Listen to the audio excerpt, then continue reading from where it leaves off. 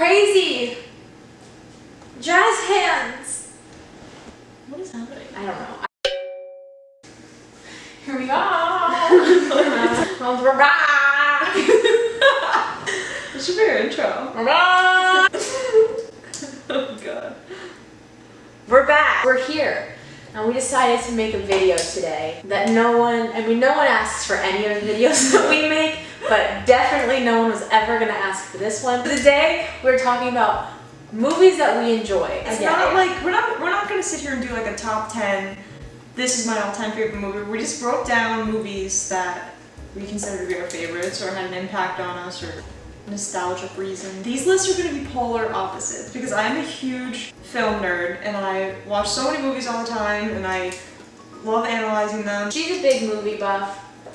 I'm not. Well, I can appreciate a movie, but when you see my list, you're going to know that I'm not a movie buff. And when you see my list, you'll probably be like, that makes sense. You're more of a casual movie watcher. You don't get into it as much as I do. When I watch a movie, I like have all the lights out and I'm like in my zone and I don't like to be interrupted. I just don't have the attention span for that.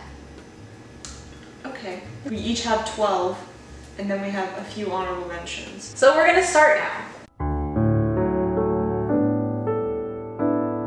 First movie is Pulp Fiction. The storytelling in that movie is phenomenal. The fact that they intertwine several stories throughout the movie that are completely different and somehow they connect at the end. I don't understand how Tarantino writes his movies and how he directs them, but it's just insane to me. Tarantino's a controversial person and he's not my favorite person in the world either, but there is several movies I was considering putting on this list because I do think he's an amazing filmmaker. And that movie's just a classic and I feel like everybody can just agree that it's one of the most well-made movies ever. And can't deny that Uma Thurman was in her prime.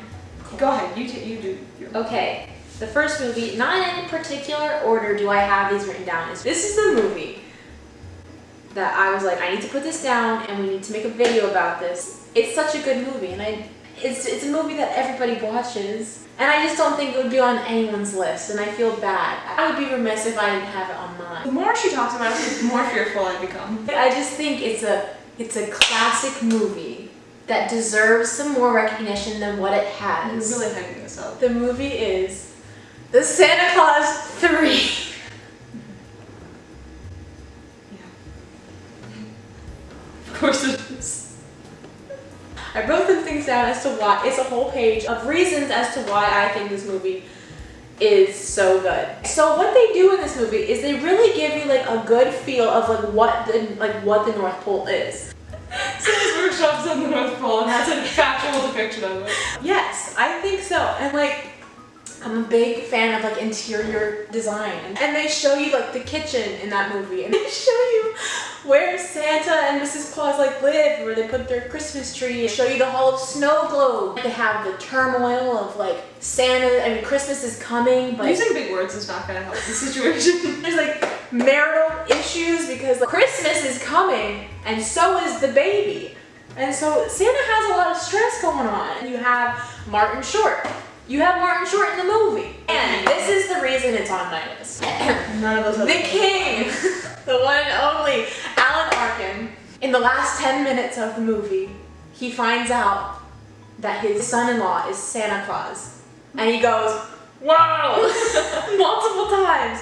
And it's the best thing. Like the whole movie is a good movie, but when Alan Arkin says that at the end, it goes from good to great. I see. If you want to put the first one on, like the first one's an actually good movie. They progressively get worse. Film-wise, like in film standards, the plot gets a little bit messy as they go on. There's a robot Santa. Second movie, we don't talk about her. First movie, yes, good. But the third movie is so good. We get to find out what happens if Santa then becomes Santa. That's so insightful. I know. Okay, go ahead. Number 2 is a movie that I probably consider to be my favorite movie of all time. The movie is The Wizard of Oz because when I was a kid I used to watch that movie all the time and I loved it. The fact that that movie's 80 years old and it still, in my opinion, stands up. You can still watch that movie and have the same experience as you would watching a current movie because the sets were so well made. Judy Garland became an icon because of that movie. It's a movie that runs in people's households. That's just a movie that you show your kids, and it's an amazing experience. The movie had a lot of problems when it comes to production, like ethically. A lot of people have problems with it because of that, but I don't know, there's something about this movie that it will always be one of my favorite movies of all time. You watched this movie. Do you have any thoughts about it? It's 100% a classic. It just scares me. Like The Witch and the Flying Monkeys.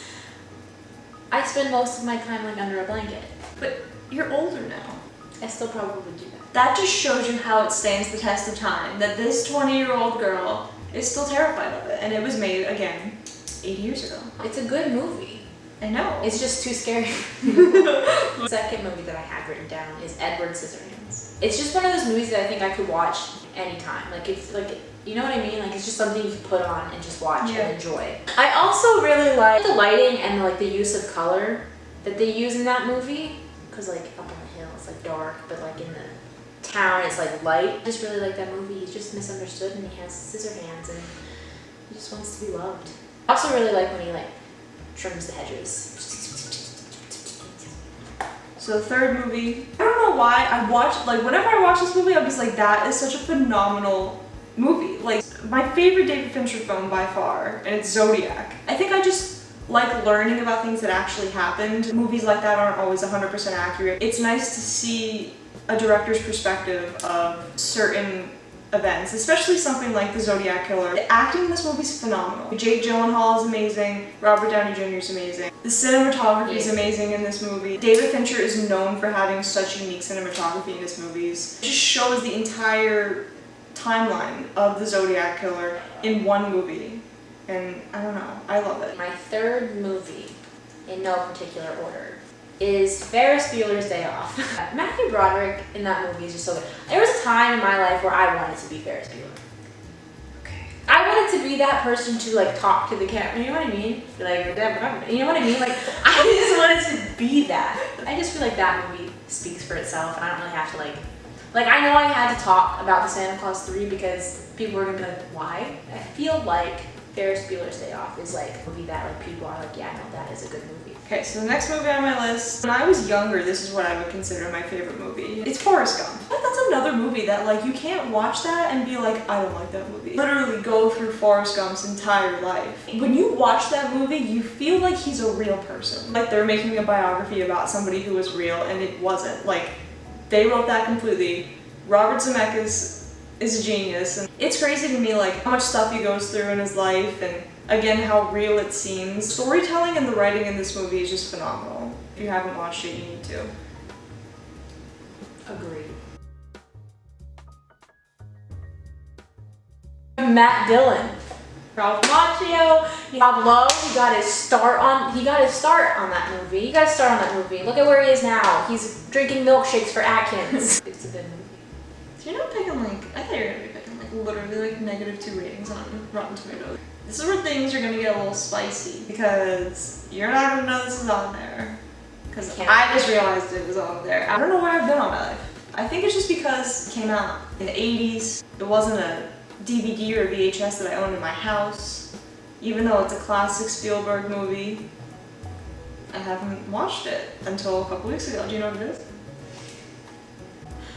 Indiana Jones, Raiders of the Lost Ark. First movie blew me away. Like, after I watched it, I was like, this is amazing. I can't even imagine watching that movie back in the 80s for the first time. The way that that movie plays out, the pacing's insane. It starts out slow, then something crazy happens, then it goes back to normal for a little bit and something crazy happens. It's back and forth all the time. It's never too much. The action and the stunts in this movie are insane. Harrison Ford did a lot of his own stunts. I've never seen stunts and action the way that they are in those movies. Also, as I'm watching these movies, I'm realizing how big of a crush I have on young Harrison Ford. He was so hot in those movies. He was. He's wearing the outfit, his shirt's coming off sometimes because he's getting whipped and stuff like that. It's crazy. But yeah, that's like the movie I've watched most recently, and it's on this list. My next movie, my favorite movie as a child, School of Rock. I love this movie so much. I think it really shaped like who I am as a human being. Like, I really do. I think I watched that almost weekly. I had the CD of all of the songs on it. It's underrated. It's so funny. There's so many jokes as a child I did not understand. Like, I didn't get what he was talking about. Joan Cusack is in it. She's singing Stevie Nicks, Jack Black. You have Sarah Silverman. You have Miranda Cosgrove singing Cats. Like, it's so good. What do you say this is a life-changing movie for you? And people usually say that after watching like Schindler's List. You shaped who I am. That's what I meant. But like, they were performing, and like, that's what I like to do that. And like, between that movie and Freaky Friday, when Lindsay Lohan is at the end singing her song. Just give me a minute. Between those two movies, that's when I started to like sing and play my little broom, and I pretended it was a guitar, and like that's what I would do as a child. Oh, I love that movie so much. Okay, I'm done with that. But this is oh wait, there's Adam Pascal. Adam Pascal's in it too. Like, he's in it, and I didn't know that. I didn't know that at the time because I didn't know who Adam Pascal was. Sorry. You can go ahead. I'm done now. I can sit here for another minute and see if you have another thing to say. No, that's it. Let me look. I was gonna say, you have a book with like notes in it. No, that's it. This is a movie that came out in the early 2000s. It has George Clooney in it, and it's probably my favorite Coen Brothers film to date. It's Oh Brother, Where Art Thou? Have you ever heard of that movie? It's an amazing movie. The director actually had said that their inspiration for this movie was the Three Stooges, and you can really see that when you watch it because it's basically three guys from the South just getting into things that they probably shouldn't be getting into. I mean, it's just like from one thing to the next. Like, they just keep getting themselves into situations, and it's just so comical to watch. I don't know, this is a movie that I'm just now realizing how amazing it is. Now I'm like, I really, really enjoy that movie. It makes me laugh. It's an amazing story. It's just so interesting to watch. So, yeah. You know what movie I'm passionate about? I'm terrified. Ratatouille. These are not bad movies. They're just not movies that I put on the list. But it's a great movie. I'd say it's Pixar's best.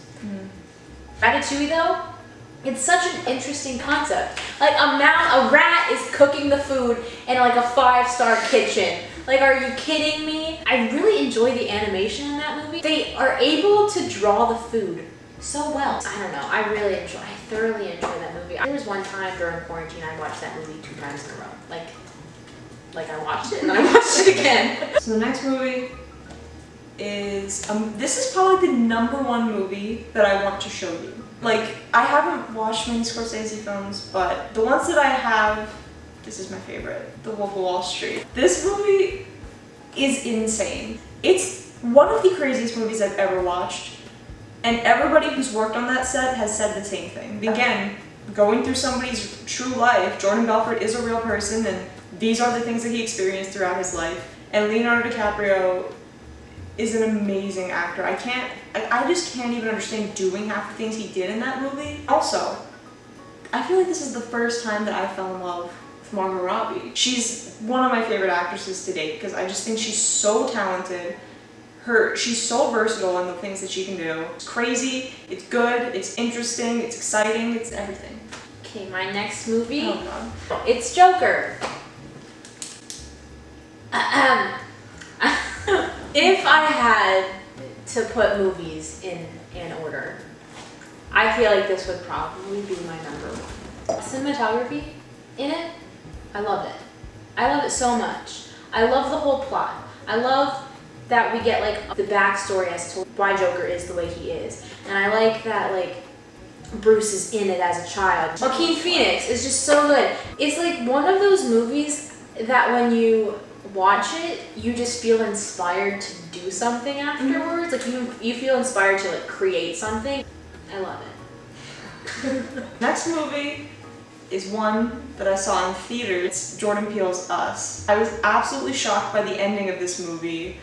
Lupita Nyong'o, again, is somebody who's one of my favorite actresses because I don't understand how you play 2 different characters at the same time who are completely juxtaposed. It's the start of a new horror era because I feel like horror movies have gotten a bad rap all throughout like the 2000s.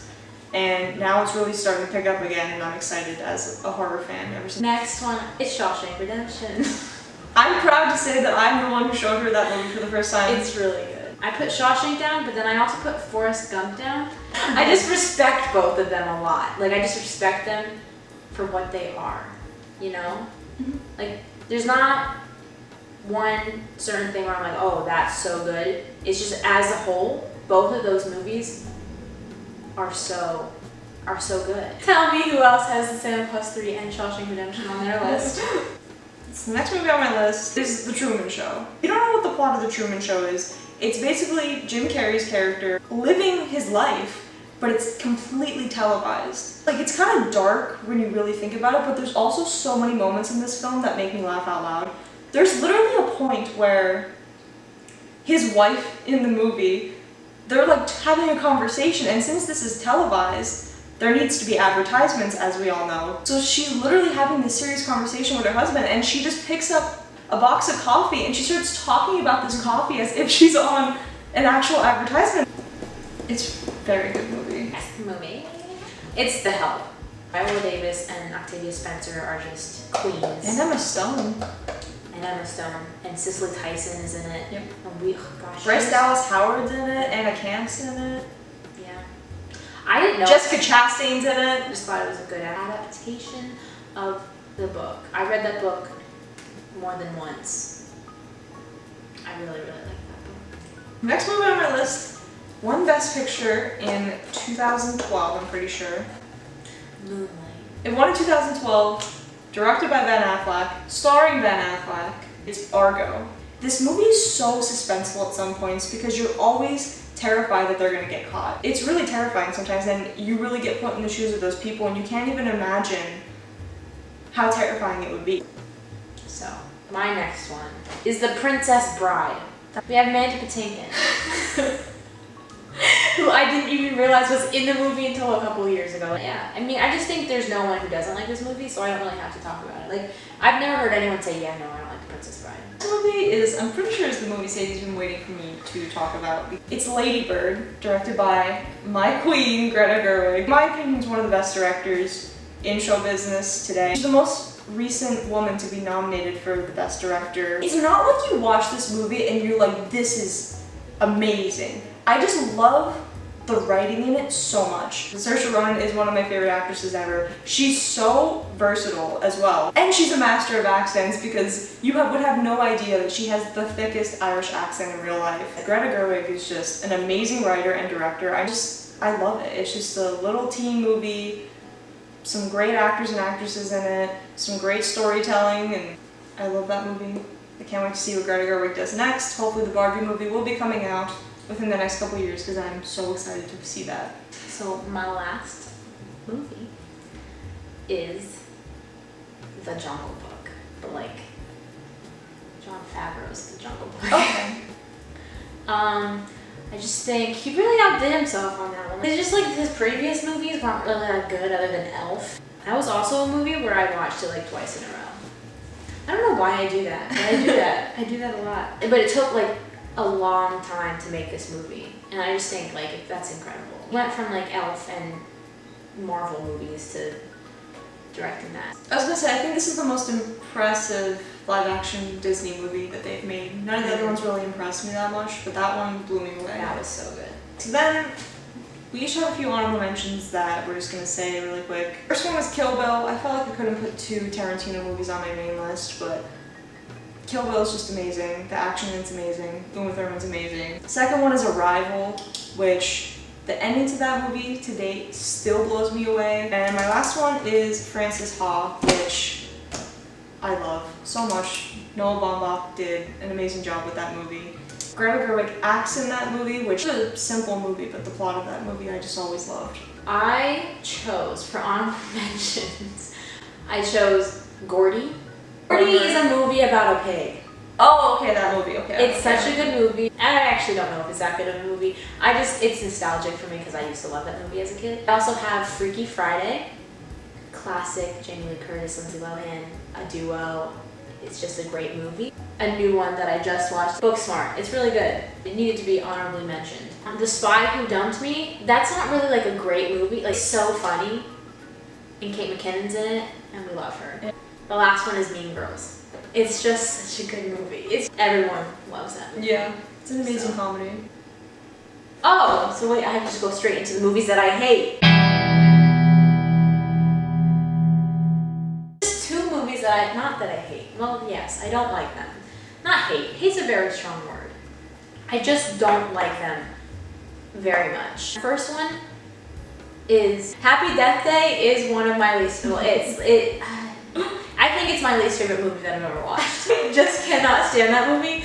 I was so angry after I watched that, like so angry, and I couldn't explain why. And like it was just like I felt rage like in my soul, and like it wasn't like a rage that you could like it wasn't like, oh, let me sit and process this rage that I feel right now because of this movie and it was so impactful. No, it was just because it was stupid and I wasted my time watching it. I was so angry about it, and I don't know why. It was just a bad movie. It's not.